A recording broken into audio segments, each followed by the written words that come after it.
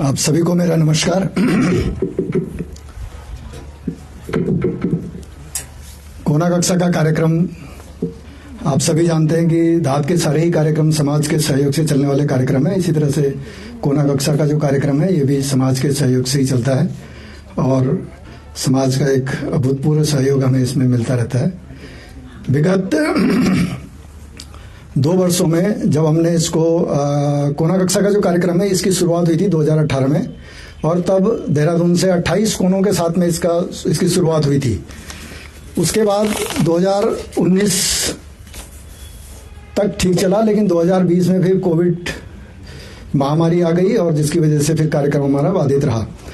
तो 2021 तक जो जनवरी में जब पिछली हमारी एजीएम हुई थी तब तक हम लगभग 250 स्कूलों तक 250 कोनों की संख्या तक हम पहुंच चुके थे।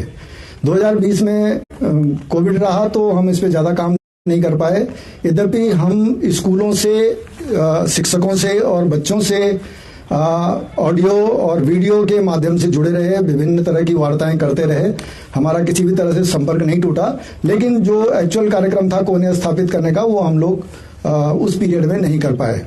2021 में कुछ समय हमें मिला, लेकिन फिर उसके बाद तुरंत फिर जो है कोविड की प्रॉब्लम आ गई और फिर हमारा ये कार्यक्रम 2021 के जो लास्ट महीने थे उनमें शुरू हो पाया। तो 2021 में के अंत में पुनः इस कार्यक्रम ने गति पकड़ी और तब से हम आज तक इस संख्या को 600 कोनों तक पहुंचाने में सफल रहे हैं। और ये 600 कोनों तक जो हम पहुंचे हैं ये सब आप लोगों के ही सहयोग से पहुंचे हैं और शिक्षकों का और हमारे जो सहयोगी हैं उनका बहुत बड़ा योगदान इसमें रहा है। और हम प्रयास कर रहे हैं कि हमारा टारगेट तो ये है कि मार्च तक हम इनको 1000 कोनों तक पहुंचाएं और उसके लिए प्रयास कर रहे हैं। देखते हैं हम कहां तक इस काम में सफल हो पाते हैं। तो इस कार्यक्रम में जो मेरे साथी रहे हैं आदरणीय पांथरी जी, राजीव पांथरी जी जो सचिव रहे इस काल में, और प्रभाकर देवरानी जी और तन्मय मंगाई जी एवं अन्य साथी विनोद, इन लोगों का काफी सहयोग इसमें रहा और हम इस काम को 600 इस संख्या को 600 तक पहुंचाने में सफल रहे। अब जो नया आगे का जो कार्यक्रम चल रहा है तो उसमें अभी हमारे साथ में आशा डोभाल जी, अभी सुबह आपसे मुलाकात उनकी हुई थी और वो बैठी यहाँ पे। आशा डोभाल जी ने हमारे साथ में कोना कक्षा के साथ में जुड़ने का तय किया। उन्होंने स्वयं अपनी सहमति इस काम में दी और अब आगे वो हमारे साथ में इस कार्यक्रम में काम करेंगी। और इसी तरह से एक कीर्ति भंडारी जी हैं, उन्होंने भी अपनी सहमति दी है, वो भी हमारे साथ में काम करेंगी। तो मैं समझता हूँ कि शायद है कि हमारी एक अच्छी टीम बनी है, तो मैं समझता हूँ कि शायद हम इस काम को बहुत अच्छे से अंजाम देने में सफल हो पाएंगे और अपना टारगेट संभवतः प्राप्त करने में सफल होंगे। क्योंकि रोज ही हमारे पास इस तरह की रिक्वेस्ट, अब एक ही स्थिति है कि अब तो हमारे पास एवरेज ये है कि रोज एक कोना तो कम से कम अवश्य हमारा आता ही आता है। तो इस तरह से हम लोग इस काम को करते जा रहे हैं। इसी बीच हमने काफी जब शुरुआत हुई थी तो काफी कुछ दिक्कतें थी, नया शुरुआत था। तो हम लोगों ने जो स्कूलों में जो हम रैक भेजते थे वो लकड़ी का बड़ा रैक होता था, वो भेजते थे। और उसके साथ में दिक्कत ये थी कि स्थानीय स्तर पे तो हम लोग उसको भेज देते थे, लेकिन जैसे पहाड़ों पे हमें कोना लगाना है तो वहां भेजने में दिक्कत आती थी, क्योंकि उससे ज्यादा कॉस्ट तो उसकी ट्रांसपोर्टेशन की आ जाती थी, तो हमारे लिए वो संभव नहीं हो पा रहा था। तो हमने फिर इस बीच जो है उसके डिजाइन में चेंज किया, नेम प्लेट के डिजाइन में चेंज किया, किताबों में काफी कुछ परिवर्तन किया और उसको अब हमने इस तरह से कर दिया है कि हम उसको डाक से ही पूरा पैकेट हम लोग भेज देते हैं, जिसमें कि एक वॉल हैंगिंग रैक भी होता है, किताबें भी होती हैं, नेम प्लेट भी होती है। इस तरह से हम उसको करते हैं। और विस्तार के साथ साथ किताबें भेजने में भी समस्या आने लगी, क्योंकि जब विस्तार होता है किसी का तो काम बढ़ता है किसी चीज का। तो हमने उसको क्या किया कि हमने ये डाक से भेजने का कार्यक्रम शुरू किया। पहले हम लोग अपने जो स्थानीय कोऑर्डिनेटर होते थे, संयोजक होते थे, हर जिले में कई लोग होते थे, तो उनके माध्यम से भेजते थे, हम उनके पास भेजते थे, फिर वो फिर किसी माध्यम से स्कूलों तक पहुंचाते थे। तो उसमें भी कई तरह की दिक्कतें आती थी। एक तो उनके लिए रिस्पॉन्सिबिलिटी बढ़ जाती थी। फिर पहाड़ों पे ऐसा तो है नहीं कि आपने एक दिन गए और सब जगह देके आ गए। कोई 4 किलोमीटर दूर है, कोई 5 किलोमीटर दूर है, कोई 10 किलोमीटर दूर है, तो उनके लिए भी समस्या थी कि वो उसको कैसे पहुंचाएं, तो उसमें थोड़ा समय ज्यादा खराब होता था। तो हमने उसके बाद इसका एक कार्यक्रम ये किया कि हमने इसको सोचा कि इसको क्यों ना हम डाक से भेजें। तो फिर हमने इसीलिए जब सारी सामग्री हमारी डाक में जाने के लायक हो गई तो हमने उसको पूरा डाक से भेजना शुरू कर दिया। इसी तरह से हम लोग जो पत्रिकाएं भेजते थे, चंपक और सामान्य ज्ञान दर्पण जो मासिक पत्रिकाएं हम भेजते थे स्कूलों में, उनको पहले हम कोऑर्डिनेटर के ही माध्यम से भेजते थे, लेकिन बाद में हमने उनको भी डायरेक्ट सब्सक्राइब करके रजिस्टर्ड डाक से जो है भिजवाना शुरू किया। यद्यपि इस काम में थोड़ा सा हमें दिक्कत डाक विभाग की तरफ से दिक्कतें हैं, क्योंकि पत्रिकाएं जो है सुरक्षित पहुंच नहीं पा रही हैं, रजिस्टर्ड होने के बावजूद भी सुरक्षित नहीं पहुंच पा रही हैं, कई जगह से शिकायतें आ रही हैं, नहीं पहुंच रही हैं। उसके लिए भी हम प्रयासरत हैं कि हम यहाँ पर उच्चाधिकारियों से बात करके और इस समस्या का भी समाधान करें।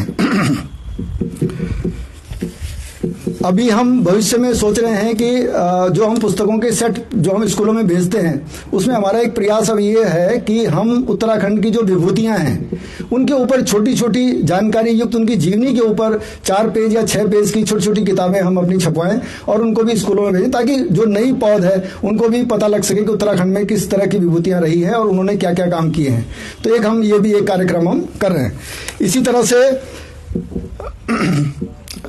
प्राथमिक और जूनियर स्तर पर कुछ प्रतियोगी परीक्षाएं होती हैं, तो उसके लिए भी हमारे पास सुझाव आए थे और उसमें भी हम प्रयास कर रहे हैं कि यहाँ पर सामान्य ज्ञान की और उन प्रतियोगी परीक्षाओं से संबंधित कुछ किताबें हम उसमें भी उनको भी शामिल करें इस कार्यक्रम में। रूम टू रीड एक संस्था है, उन्होंने कुछ कहानियां स्थानीय लेखकों की कुछ कहानियां अलग अलग भाषाओं में छापी थी, गढ़वाली, कुमाऊनी, जौनसारी और हिंदी में, और उन्होंने यहाँ दाद के ही कार्यक्रम में उसका विमोचन भी किया था। तो उनसे हमने पब्लिकेशन का राइट लिया इस बीच, और अब हम उन कहानियों को 2-2 करके छपवा करके और अपने जो कोना कक्षा का जो कार्यक्रम है, जैसे प्राथमिक स्कूलों में हम उनको भेजना शुरू कर रहे हैं। वो छोटी छोटी किताब कहानियां हैं और वो उसका उद्देश्य ये है कि बच्चे और भाषाओं को भी समझ सकें, कि जैसे गढ़वाली, जो बच्चे गढ़वाली जानते हैं वो गढ़वाली में पढ़ सकते हैं, उसी किताब को, उसी कहानी को अगर वो कुमाऊनी में पढ़ेंगे तो शायद वो उसको बेहतर समझ पाएंगे, उसी को जौनसारी में पढ़ेंगे तो जौनसारी की थोड़ी बहुत समझ बन सकती है। तो वो इसी उद्देश्य से वो बनी हुई है और वही हम लोग भी उसको आगे बढ़ा रहे हैं। प्रयास किए जा रहे हैं कि स्कूलों में हम कहानियों के ऑडियो या ऑडियो विजुअल कुछ क्लिपिंग्स भी भेजें, ताकि स्कूलों में बच्चों को वीडियो दिखा करके और कहानी, क्योंकि बच्चे क्या होता है कि पढ़ने से ज्यादा देखने में ज्यादा समझ पाते हैं, तो अगर वो इस तरह से उनको एक वीडियो के माध्यम से अगर कुछ इस तरह से दिखाया जाएगा तो शायद है कि वो और अच्छा समझ पाएंगे। और एक और इसमें मैं खुशी की बात ये बताना चाहूंगा कि इस काम में विमल रतूड़ी और अर्चना ग्वाड़ी ने हमारा सहयोग करने का प्रॉमिस किया है, तो उम्मीद है कि हम बहुत जल्दी इस पर कुछ कार्य कर पाएंगे, क्योंकि वो भी हमारी टीम में उन्होंने भी जुड़ने का संकल्प लिया है। दूसरा, साहित्य एकांश और मातृभाषा एकांश का सहयोग भी हमें पहले भी मिलता रहा है और आगे भी मैं उम्मीद करूंगा कि उनका सहयोग हमें मिलेगा। इस बारे में हमारी बातचीत हो भी चुकी है। तो साहित्य एकांश भी कुछ इस तरह की कहानियां छापने पर विचार कर रहा है कि कोई छोटी छोटी किताबें इस तरह के स्थानीय साहित्यकारों की छोटी छोटी कहानी की किताबें जो कि हम स्कूलों में बच्चों को भेज सकते हैं, तो इस तरह का प्रयास है। दूसरा ये था कि साहित्य एकांश ने पहले भी एक बहुत अच्छा कार्यक्रम चलाया था, सुनो कहानी पढ़ो कहानी। विद्यालयों में जब हम कोना स्थापित करते थे और या वैसे भी वो लोग कभी भी कहीं भी प्रोग्राम बना लेते थे और स्कूल में जाकर के बच्चों को जो किताबें हम भेजते थे उन्हीं में से कहानी पढ़ करके और उनको सुनाते थे और उनसे इंटरेक्शन करते थे, तो उसका बहुत अच्छा रिस्पॉन्स था। लेकिन बीच में फिर कोविड के आने के कारण से वो सारा ही डिस्टर्ब हुआ, तो फिर वो दोबारा शुरू नहीं हो पाया। तो मैं उम्मीद करता हूं कि साहित्य एकांश इस बार हमारी इसमें मदद करेगा और इस कार्यक्रम को पुनः दोबारा से शुरू करेंगे। तो ऐसे मातृभाषा एकांश के साथ में हमने बात की है कि गढ़वाली, कुमाऊनी, जौनसारी या जो भी वो उपलब्ध हमें करा सकते हैं, जिस तरह से जो भी भाषा में उपलब्ध करा सकते हैं, छोटी छोटी किताबें अगर उपलब्ध कराएंगे तो हम उनको भी स्कूलों में भेजने का प्रयास करेंगे। तो इस तरह से हम ये छोटे छोटे प्रयास कर रहे हैं।